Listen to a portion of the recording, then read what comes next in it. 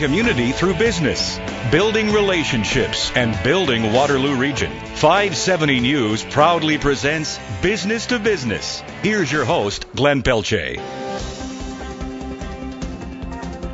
Good afternoon. Welcome to Business to Business. My name is Glenn Pelletier. I hesitate, gentlemen, to use the word host.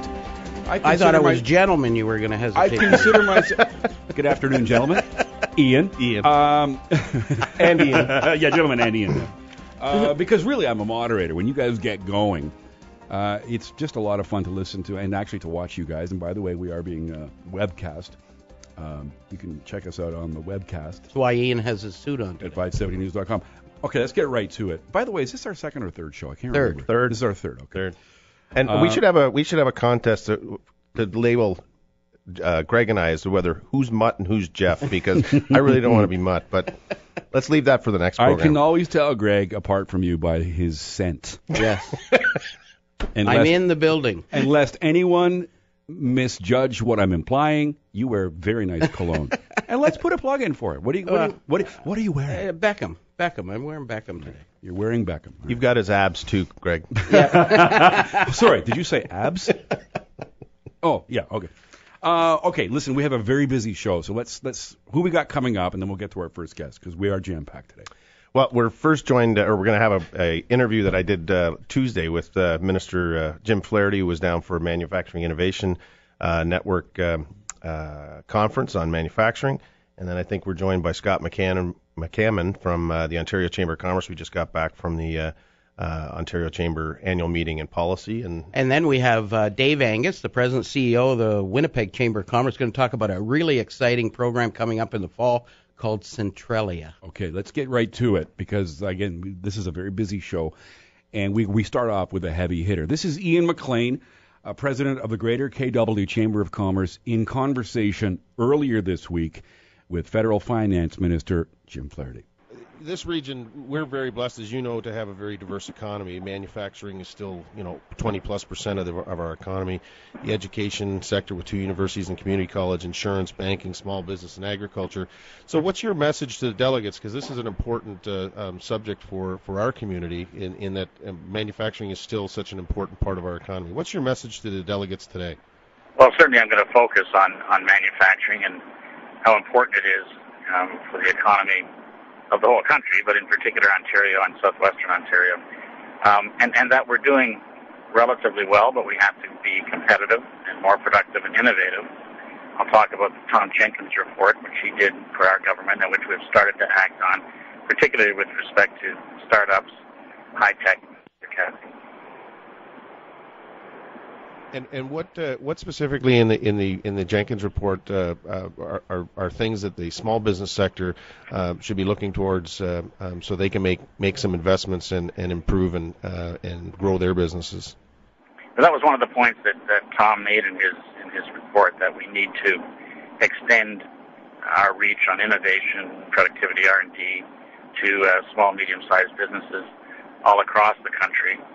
So we're reforming the SHRED program. We're creating a large venture capital fund, and we're also going to use a program that we already have, making it permanent and permitting SMEs to bid on government procurement in the federal government, which is a lot of work. And I think that's something we've been talking about certainly at the Chamber as being a very important subject, because it is so difficult for small and medium-sized business to get into the especially federal and provincial government procurement. So glad to hear that. What specifically in terms of manufacturing related to those programs in the Jenkins report for manufacturers, and I guess that's related to this summit, is I think sometimes it has the appearance that you need to be a tech company that's producing code or software, and many of these programs are applicable to any kind of company, including manufacturing. So how do we get that message out? And is that part of what your message today? Right. Broadly speaking, with respect to manufacturing, we've continued in the budget this year with the accelerated capital cost allowance, and there's good data now showing that Canadian companies are buying new machinery and equipment, installing new processes, and becoming more productive. I think that tax incentive is useful for that. Certainly we hear that from the manufacturers and exporters, but that's a useful thing to do. The other thing, of course, is we're going to keep taxes low. We've already got the federal business tax rate down to 15%, and we're going to maintain that low tax rate. Well, that's great. Just moving on, we've been hearing, and Greg DeRocher, who's the president of the Cambridge Chamber of Commerce, and I have been talking and hearing some concern about the rise in personal exemption on the cross-border shopping from $50 to $200 for 24 hours and $400 to $800 after 48 hours. So there's been some concern, obviously, from some border towns, but the Canadian Retail Council concerns relate more to the number of products that have tariffs that are far greater than, and I think there was the Bank of Canada indicated maybe 10% of products in the country. So I guess, first of all, what's the rationale for raising that personal exemption? Because you're known as a free trading government, but what's the rationale for increasing those personal exemptions? That is the rationale, because we were matching the American exemptions for their citizens coming into Canada and visiting and shopping and going back. The one we did not change, though, is the 24-hour exemption. The Americans have an exemption for that, and we don't. And that's to protect retailers who are very near the border, in border towns in particular, so that people don't just drive across the border in order to buy their groceries or put gas in their car. Oh, good. That's good. And what are there are some specific, and we've seen some of those, whether it's on books or other products, where there's tariffs that make our products incrementally more expensive than American products, and whether those products are landing in Canada from China or other places. So what are the plans to try and to get at that? Because I think that's really that's the real issue in terms of having a competitive retail environment. Right, and that's an important question. We have a Senate committee that I asked to look at that issue, what impediments there are, what blockages there are, why do things like books cost more in Canada generally than they do in the United States, even though we have free trade, and they're going to give us some recommendations fairly soon. We've gotten rid of a lot of tariffs. We got rid of all the tariffs on machinery and equipment, which is great for manufacturers, but now we have to look at the retail side. If we have some tariffs there that are bumping the price in Canada, then we can deal with that. Good. Well, that's important especially for retailers in this neck of the woods, because we're not exactly close to the border. We're close enough that it can be a problem. Just moving on, we're blessed in this region to have, as you know, 2 universities and a community college. You come from a riding that has Institute or Ontario Institute and a community college. So the investments that were made during the stimulus package, in terms of from both the federal and provincial government, there was lots of benefit for community colleges and universities, and pretty critical in modernizing some of those institutions to prepare our workers for the knowledge economy, whether that's in manufacturing or tech or where have you. So given that it's a shared jurisdiction, and we've been working at this at the Canadian Chamber level, saying, the federal government and research and labs and those sorts of things, and the province on teaching and programming, what's next to ensure that the community colleges, as an example, and universities remain competitive and produce the type of workers that we require into the future for our economy? Well, lots is happening. We have a panel headed by the president of the University of Western Ontario, with a bunch of other people on the panel who have almost completed their work on international education, because this is a great economic boon to Canada if we can attract more international students. Also, it's very good for the economy, because some of them do stay here, and that's good for the universities and the colleges, and vice versa. We benefit from Canadian students being more global, so that's to come. In terms of investment, in the budget this year, we kept all of our spending. We didn't reduce any of our spending with respect to research, innovation, in the college and university level across Canada. The universities were very happy with the fact that they were spared the spending reductions because of their importance. Yeah, I have been hearing that from folks around, and that is an important signal that those are important investments for the federal government to make. The employment and EI credit for small business is another one that was good news, and we certainly welcome both at the Cambridge Chamber and the Greater KW Chamber as a good element of your budget. The Canadian Chamber, though, has made some indication that the uptake of this across the country has been somewhat limited. So what's your take? What's your view of how the program has been received by Canadian business? Not as much uptake as I'd like to see, that's right. I think we need to push it more and encourage business through the chambers, work the trade across the country, so that their members are aware of the fact they can take advantage of it. And how do, just in overview, how exactly does the program work, and how would members apply? Because I think this is something we're going to start to broadcast and promote to our members. We have 3,600 members, and they should all be well aware of this. But how does the program work, and where do they apply? Well, the best, easiest way to do it is go on the Government of Canada website or to call Service Canada, and then those are the two major ways of getting access quickly and getting the right information quickly. Well, Minister, I really appreciate your time, and we're very pleased that you've taken time out of your schedule to come to the region of Waterloo today to speak to the Manufacturing Innovation Network Manufacturing Summit. It's something that Greg and I at the Chambers and other community partners like MIN will be continuing to work on a regular basis, because manufacturing is such an important part of our economy. So we appreciate your time today. It's a pleasure. I look forward to the day. Thanks. All right, Thanks, that was bye. Ian McLean of the Greater KW Chamber of Commerce, Chamber of Commerce President, in conversation on Tuesday of this week with Federal Finance Minister Jim Pelletier. Your thoughts on what Mr. Pelletier had to say, gentlemen?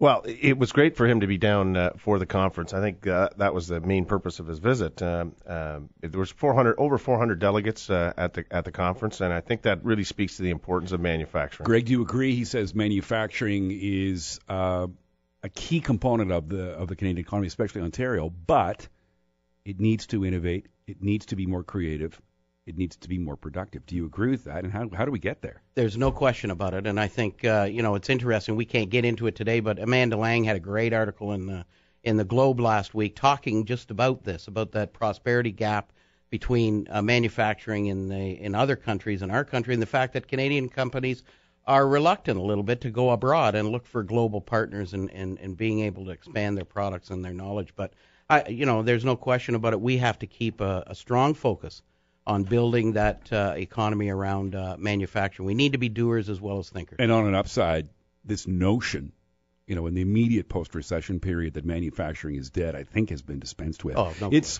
quite strong. It's going to continue to be strong, stronger arguably in the future. But it's a healthy sector of the economy. Well, and we have it's almost 20% of the local economy, and the sessions that they had were fantastic. It dealt with the manufacturing process improvement, supply chain, getting into foreign markets, as Greg just talked about, government funding programs that many small and medium-sized manufacturers don't know about, and how to get the labor and skills for these. Because the manufacturing that's left in Canada, we're not making widgets. What we're making is advanced products. It's almost advanced manufacturing. And that's the resolutions or the work that we've been doing of saying, how do you marry technology with the right skills and young workers, and saying, like in the food processing industry, primarily in Cambridge, or across the region, but in Cambridge focused, there's you have to marry that technology skills with manufacturing. When we come back, we're going to pick up on something you began this morning. Both of you were at the annual general meeting of the Ontario Chamber of Commerce.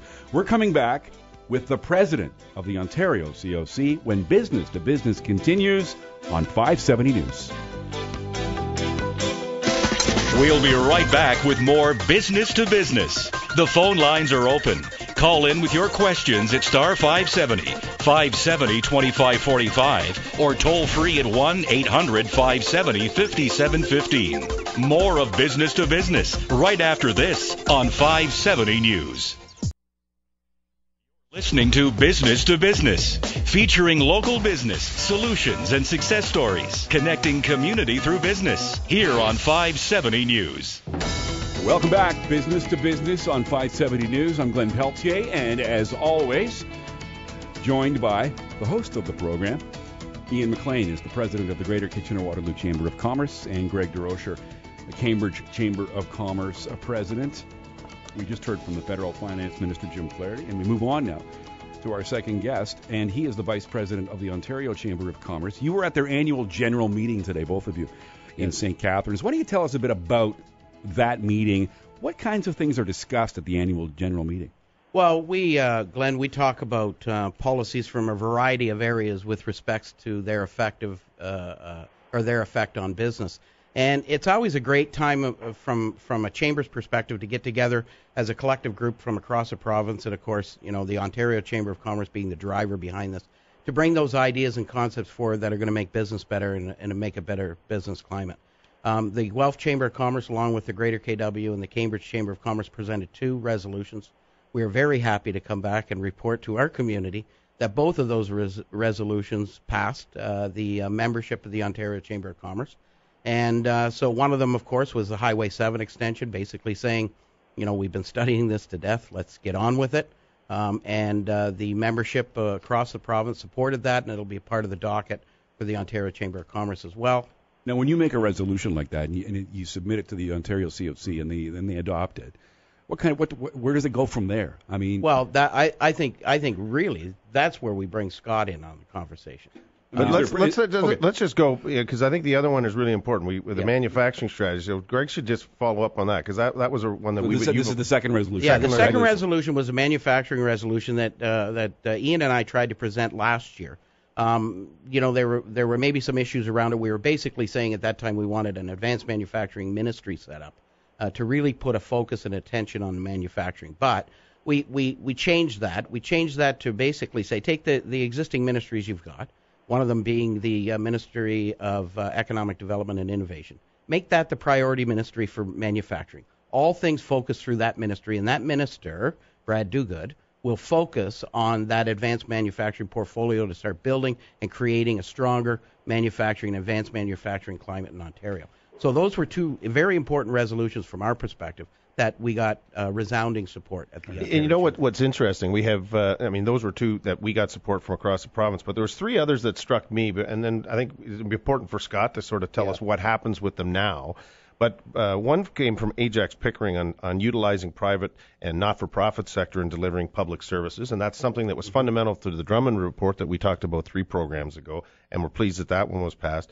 There's another one that came from Chatham, Windsor, and London chambers all got together and said there should be a Ontario One Call Act for any local utility, so that you make one phone call if you got to dig a hole, whether it's union gas, your hydro, your water pipes, your telephone, whatever. Right now, it's a dog's breakfast. So that's one that I think is really important to everyone across the province, and there was support for that. And the other one, which came actually from Kingston, but is something that affects all of our Guelph, Cambridge, and KW, is increasing the heads and beds payment in lieu program, which hasn't been updated for since 1987. Now, there's cost associated with that. But sorry, can you say that again? The heads and it's called heads and beds, and really what it is, it's the universities and colleges are not subject to tax, and so the province gives cash in lieu of the tax room to municipalities, but it hasn't been updated since 1987. So that's like saying your salary. Same money since 1987, and that puts pressure on the local property tax base, and puts pressure because you're still providing services for the students. Now there's lots of benefits, but that's another example of something the inflation rate since 1987. I mean, we're talking. But that's another example of chambers in different areas of the province saying here's something that's important. So we're very pleased. Those are 5 resolutions for us.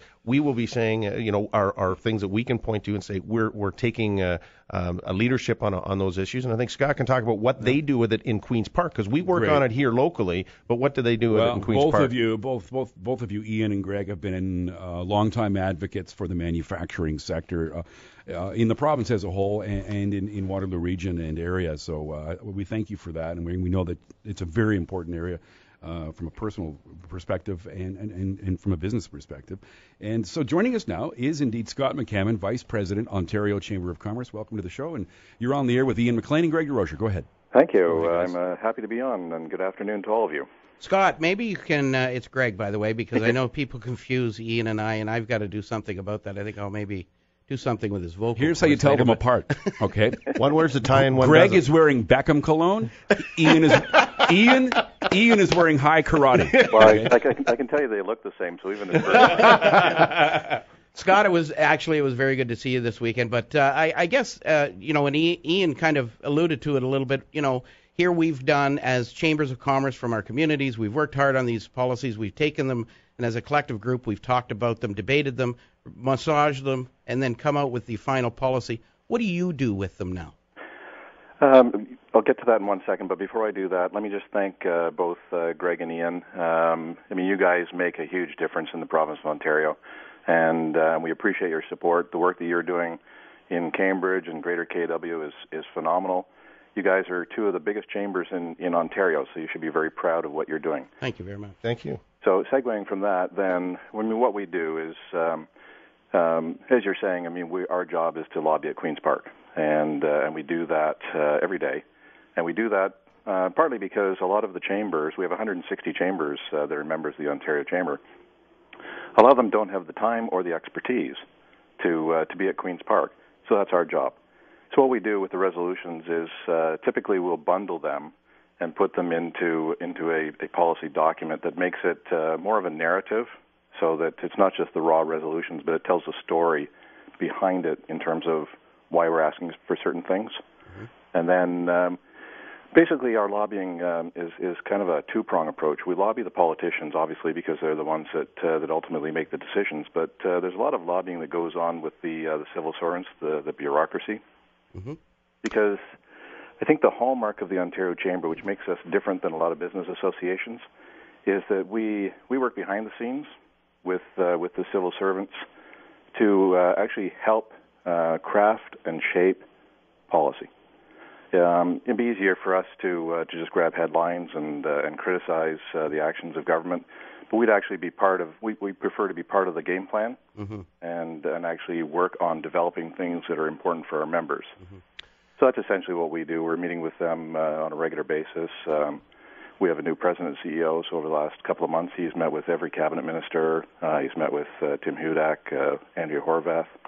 We're fortunate to have all the parties represented at our AGM. You are listening to Business on 570 News, also being webcast at 570news.com. We're in conversation with Scott McCammon. He's the Vice President of the Ontario Chamber of Commerce, Greg DeRocher of the Cambridge Chamber of Commerce, and Ian McLean of the Greater Kitchener-Waterloo Chamber in conversation with Scott McCammon. And Ian, next question. Yeah, well, Scott, I think we had, I'm not sure if it was 60, but there was 50 or 60 resolutions, and it covers quite a wide variety of topics. And the one that sort of interested me a little bit, and I think it builds on your point, there was some discussion about the corporate tax rate. Now, right. The province has in its latest budget, and we have some concerns, both Greg and I, that the Drummond report wasn't adopted well embraced or as well as it could have. But one of the challenges is that the corporate tax rate has been frozen, or the further reductions don't happen until out years 2017-18. And there was some debate amongst our membership about how do we deal with that issue and say we know that that's an important driver for companies to invest and to hire and to create economic prosperity. So, maybe just describe that, not the detail, but how that process works within the conference or in our annual meeting, and then how you take that and apply that with the government. Yeah, really what we're doing is most of the resolutions that we deal with come from the local chambers, and so because we're a grassroots organization, we represent 60,000 companies in Ontario. We need to know what's important, from every corner of Ontario. And so the resolutions are coming, as you guys talked about earlier, they're coming from your region, they're coming from Windsor, from Ottawa, from Kingston, from the north. And so, we have a parliament. We spent all day today in session, and the resolutions get put forward, and our committees have vetted them and will provide some opinion, but ultimately they're owned by the delegates, and the delegates representing all the chambers will decide whether the action that's being recommended is right or not. And because it's a parliament, we can have amendments. The resolutions are debated and discussed, and some are defeated, as you've talked about, and some are passed. The ones that are passed are the ones that we then put into our kit bag and lobby Queen's Park on. Well, Scott, I want to thank you on behalf of all of the residents of Waterloo Region and a sizable number of people in Wellington County for endorsing the Highway 7 resolution, and thanks to Ian and Greg for submitting that. Let's hope that they can rattle some chains and make some noise at Queen's Park on that one, Greg, because that's a huge issue. Oh, for sure. And I think it kind of squeaked through. We'd all say there was a little bit of debate about that, whether it was really segmented to just one area of the province, but I think we overcame that with the fact that there are other resolutions that deal with other infrastructure projects. Yeah, but I want to say, sorry. Go ahead, Scott. Well, you raise an interesting point because we have to deal with issues that are provincial in scope. Mm-hmm. But you guys did a great job in terms of convincing the delegates that even though Highway 7 is a local highway, it still has a tremendous impact on Ontario's economy. Carrying a gun helps sometimes. Hey, Scott, I want to bridge just a little bit away to kind of preface our next session. Yeah. We actually have Dave Angus, a good friend of yours and mine. We see him every year at the Canadian Chamber Conference. He's going to be calling in, talking about his program that's going on out there in the fall. But I want you to talk a little bit about the export development programs that the Ontario Chamber is doing to encourage that manufacturing and that our industries to look abroad for opportunities. Sure. I mean, in the earlier segment, you were talking about the resolution that was passed in terms of the Drummond Report and and private sector getting involved in government programs. Mm-hmm. And it's with our export market access program. It's that's a business that we're in. We went to government and said, you know what, we can help you and we can do things in some cases more efficiently. Mm-hmm. And so with the export market access program, we're essentially helping small to medium-sized businesses in Ontario, companies with 5 to 500 employees, a minimum of $500,000 in sales, develop new export markets. Their products have to be made in Ontario, so you're talking about manufacturing and trying to support those people. The program definitely does that. It's a 50-50 program, so the companies have to invest, and we support them with matching dollars, and that's so that they can get out and do trade shows. They can, any of their marketing materials, product certifications. If they're going, to a show in Europe and they can't afford to ship some of their machinery or things like that they need as part of their display, then we'll help them with that. And so to date, we've supported over 650 companies. Oh, wow. And what's important in this is that we also ask them for all of their purchase orders, right? So it's not just giving them money and hoping that it works. We track it and make sure that it works. And that's what makes a huge difference. Yeah, I think that's really good. And, of course, you're strongly supportive of what Dave Angus is trying to do. I guess a little bit of the issue is you and I have certainly worked a little bit with the federal government to try and get some of that funding for Canadian opportunities. They don't necessarily have to go to Europe. But we'll be talking to Dave very shortly. Yeah, and I mean that's we're still working on that, and hopefully we'll have some resolution. But Dave has an excellent program with Centralia. We've been supported from day one of that, and really it's the world coming to Canada. Yeah, absolutely. Well, you know what? Our producer Craig Ainsworth just made a good point. We're going to bring Dave Angus in, president of the Winnipeg Chamber, to talk about Centralia. Do you want to keep Scott on for that conversation, or sure? Do you want to? Yeah, sure. Yeah. If you want to stick around, Scott. Scott, I'd love to talk to Dave. Okay, sure. So we're going to come right back. This is Business to Business on 570 News. We're in conversation with Scott McCammon, Vice President, Ontario Chamber of Commerce. Up next, Dave Angus. He's the president of the Winnipeg Chamber, but he's also involved with something called Centralia. And we're going to tell you all about that when Business to Business continues on 570 News. Business to Business, presented by 570 News. Watch the live video webcast at 570news.com. We'll return with more Business to Business, connecting community through business. Listening to Business, featuring local business, solutions, and success stories, connecting community through business, here on 570 News.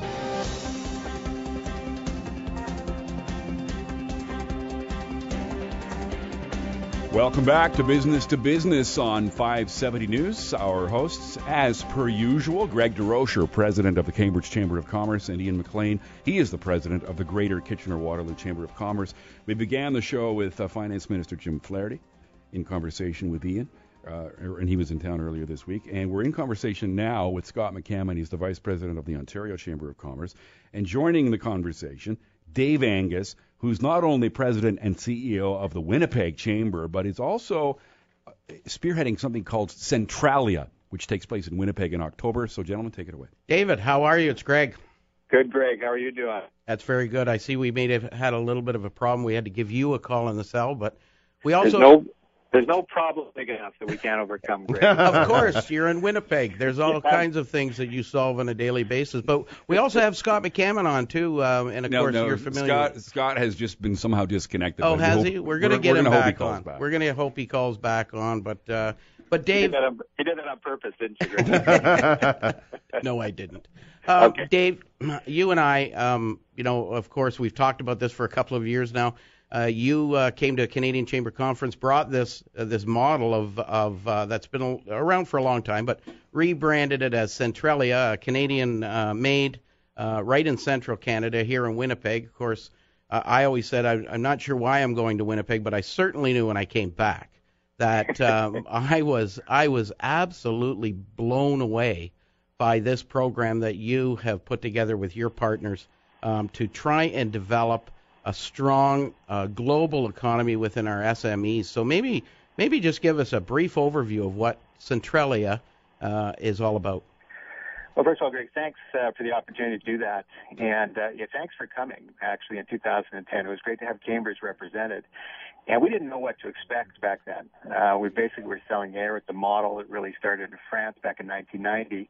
But it was our first time. And we, too, were blown away by not only the number of companies that came in from around the world to do business to business. We had over 20 countries represented, 40 different economic regions, 605 people from those countries coming to Winnipeg, the center of Canada, to do business, to sit down, have 14 pre-qualified meetings with companies that line up with them around the world. Their small, medium-sized enterprise love this kind of format because it really is about getting deals done. And so we were blown away as well. If you go to the conference, it's really based on delegation leaders. And you were the delegation leader coming out of Cambridge, bringing businesses from your region as a delegation to Winnipeg to meet with companies from other delegation leaders around the world. There's 75 involved in the last conference. And I think that's part of the magic, is that you have groups of businesses that can collaborate together from different regions coming in to pursue new markets. Greg, I really think this is a much more effective way for SMEs, particularly across a number of different sectors, to pursue international trade, because it's about finding the right partner, not necessarily deciding what market first and then looking for the partner. So we had great success out of that one. We're doing it again October 10th to 12th this year. Back here in Winnipeg. We hope to have 800 people involved, over 30 countries now engaged. And so we're very excited, and we look forward to having some great Cambridge and Kitchener support as well. Yeah, I'm really excited about the program. The Greater KW Chamber we haven't been involved in this before, and what struck me is when Greg was describing how small, medium-sized businesses can actually have those real live business meetings with a partner that's a real business lead. And I guess maybe Greg you can just describe the one business that came back and had written a bunch of business just by going to this conference, and are probably the best advocate when I would talk to them and said, hey, you got to do this program. Make sure you get some businesses from KW to participate in this program. Well, certainly from our perspective, and that's the highlight from a local perspective. One of my companies actually came back, did a $50,000 job, and had it shipped out before the year ended. And of course, as you remember, Dave, it was in October, so there was only a couple of months to even do the work, and it was very exciting that they went there and then came back and did a huge job. But you've got some amazing ones on the website, Centralia.com. There's some companies here that are saying we did enough business there to keep us busy for the next 7 to 10 years. A deal was closed for worth $500,000. You had another one. We boosted our productivity by 100% and secured $1 million in new business. But it's not, and the thing that it's not just big business; it's small and medium-sized business that are signing these contracts, and that's our bread and butter. And Dave, you're the same. That small and medium-sized business drives the economy, and that's what's exciting about it. Well, and that's the fastest-growing market for international trade as well, is the SME market. And it's across a lot of sectors. Like traditionally in Canada, we've relied upon, mining products, agricultural products, heavy manufacturing products in terms of our trade balance. But what we're seeing is a lot more SMEs pursuing markets internationally. And, it really is up to us to try to create a platform upon which they can do it cost-effectively. Early bird price for a Centralia conference is $900. It includes 7 meals. So we have a great keynote speaker this year, Malcolm Gladwell, internationally renowned. From the region? From Elmira. Yeah. There you go, exactly. And, so he's the author of The Tipping Point, Blink Outliers. You get to see him. And you get up your 14 meetings. But the reality is your 14 meetings quickly turn into 20, 25, because it really is a networking environment, and you meet so many people. And we did some calculations based on the feedback we got on the post-event survey, and we calculate about 1,800 different potential deals happened over that 2-day period. And some of them large, some of them small, some of them won't happen right away, but will happen over time. And, some of them weren't just I sold my product. Some were I found a new partner in a new market. I found someone to manufacture my product in the new market. I found someone who can represent my product and open up a whole new customer base for me. So there's all kinds of ways that companies are doing international trade. And you saw all of those ways pursued at the Centralia conference in 2010. All right, if there are any business owners listening right now, small, medium, large, entry level, the website to register, to find out more about the conference in October in Winnipeg, it's Centralia.com. That's Centralia with 2 L's, CENTRALLIA.com. And another great reason to be in Winnipeg, and it's just in time, is it's hockey. It's the it's the mid-October. So hey, we'll get Dave to take us to our box. And by the way, Winnipeg is a beautiful, beautiful city. All right, we were joined earlier by Scott McCammon, Ontario Chamber of Commerce Vice President, and he's rejoining the conversation now, gentlemen. Scott, like you to chime in a little bit and talk to Dave a little bit about how important you feel, Ontario's participation. I think. We were maybe a little bit late getting out of the gate last time to really get some significant traction. Yeah, hi, Dave. I mean, Dave's a genius. He knows that. And I'm jealous. I'm jealous that Dave had the foresight to develop the program, and and definitely it's an amazing program, and we do everything we can to support it, and I think, you're saying, should Ontario companies be involved? Absolutely. I mean, it's low risk. It's the world coming to Winnipeg. It's you've got the meetings like Dave talked about, and it's a place to do deals. So it's a no-brainer. Well, one of the things that we had Jim Prentice in last November, and the theme of his speech was connecting the big energy projects right across the country, but in particular Western Canada, and the amount of economic activity through the manufacturing sector here in Ontario that can be that can be part of those big projects. And so this, Dave, is this an opportunity for Ontario manufacturers, as an example, to connect with those energy companies from the West? No question about it. And that's why I think it's important to have a conference that, first of all, is multi-sectoral, because there's a lot of organizations that do business across sectors, and that's what this particular conference is about. But it is one that brings different regions together that have different needs. And we have a big focus on mining as an example. And so we're working with a lot of different jurisdictions, including Western Canada, to bring some of the big mines in, but also the mining equipment manufacturers that are looking to get new business and other suppliers to that particular sector.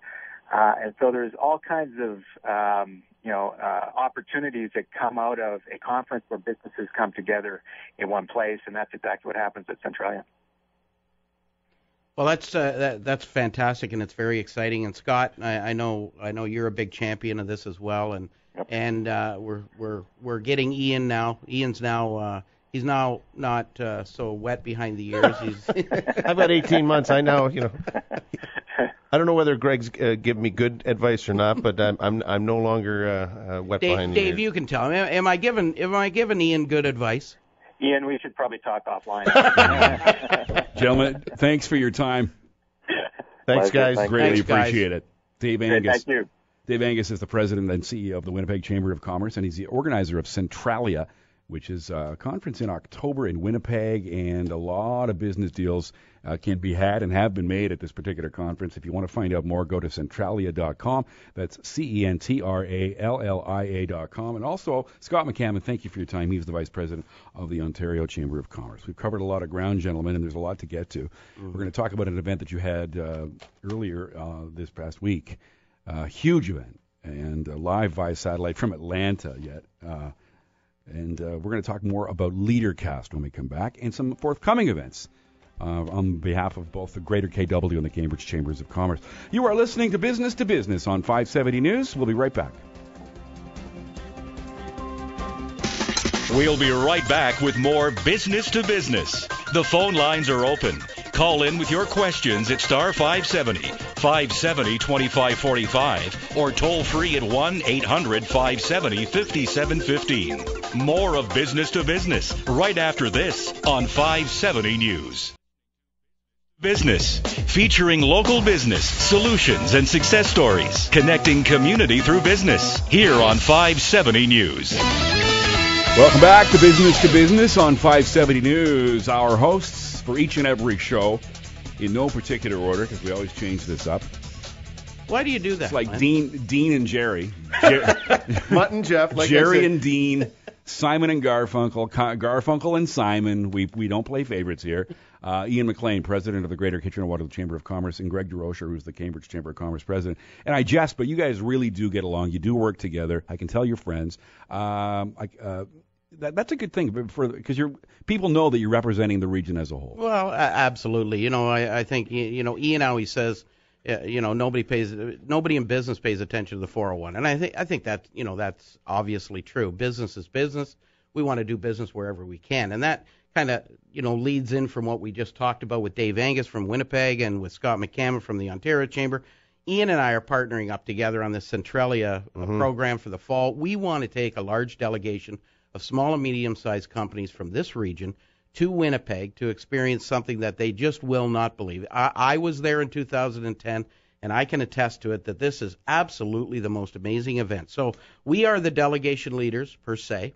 I'm going to take the lead a little bit for Ian because it is a little bit of a complex process to help an individual who's registering for it to go through the process of developing the profile of their business online and how the system really works. But we're going to be talking a lot more about it and pushing a lot more about that to our membership shortly. But we've worked on other things before, some of them successful, some of them not so successful. I can understand now, having seen their website, why you're so excited about Centralia. Yeah, and, it's often been said, a picture's worth 1,000 words. If you're a small business owner right now, or any size business owner listening right now, or you find out about this listening to forthcoming shows, which they are rebroadcast, I really do encourage you to check out the website, and that'll give you a real idea of what Greg and Ian are talking about. Centralia.com, Centrallia, Centralia.com. Check it out.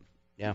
Yeah, no, I think this is exciting. It is a little complex or a little complicated, but it's well worth taking the time to understand it. And the price they're talking about, it's a good investment in your time and your resources to participate in this. So we have been working very closely together. We talked about the resolutions that we jointly submitted with Guelph. And I think it's a good signal that to all of our members, you have 1,900 members, we have 1,800 members. It's a really important signal that we're working together.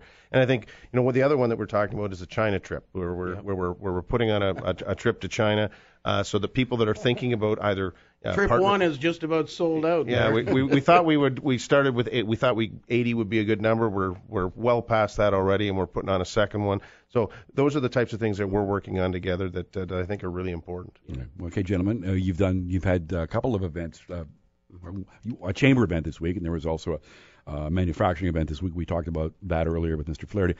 You want to look back on LeaderCast and tell us how that went? That was last Friday? Yeah, it was Friday. It was a great day, and Greg and his team ran it last year and had about 120 people. We had almost 250 people this year, and we expect 500 or 600 next year. And it's a day simulcast by satellite out of Atlanta, and had just some great speakers. Tim Tebow, Soledad O'Brien, but some great speakers on everything. Andy Stanley. He was probably my favorite, and I'm taking some of what I learned from him back to our strategic planning and business planning for next year, because there was some great stuff in there, and for all size business, which were represented at LeaderCast, it was a great day. So a full day, $100, the best $100 you can spend, because it got so many great perspectives and skills and ways to improve your business. So we're looking forward to partnering on that again next year. I think it's May 10th next year, and we're really excited. It's interesting because I in one of the breaks I had happened to talk to one of the attendees that were there, and this was the first break of the day.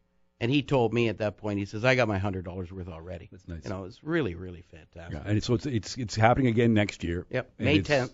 Live via satellite from another city. Atlanta? Is it? Oh yeah, it is from Atlanta because it's Chick-fil-A. But they have a lineup, and I guess the thing is, we're encouraging people to start to register now for next year, because all you have to do is look back at the last number of years and say the quality of speakers and that you get. You couldn't pay for this with $1,000 if you were trying to do it yourself for your own employees. So another one of those things that we're working on together. All right, going forward, what can we tell people about, Craig? Well, we have the Cambridge Chamber of Commerce has the president of TMMC, Toyota Motor Manufacturing Canada, Brian Crinnock, coming on June the 14th for a lunch, and he's been around, and certainly we've seen him at a number of events, but we're happy to have him come and speak to our membership and talk about what's happening with Toyota and where that's going. And of course, our famous June golf tournament is a blast at the Golf Country Club, and that's June 11th.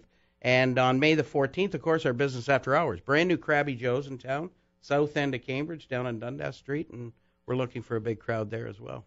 Yeah, and we got lots of events. In fact, May and June are chock full. But the one that we're really pleased about, and we've had it's our 125th anniversary last year. We started May of last year. We're wrapping it up with our final 125th anniversary jubilee on May 23rd at the Waterloo Regional Museum.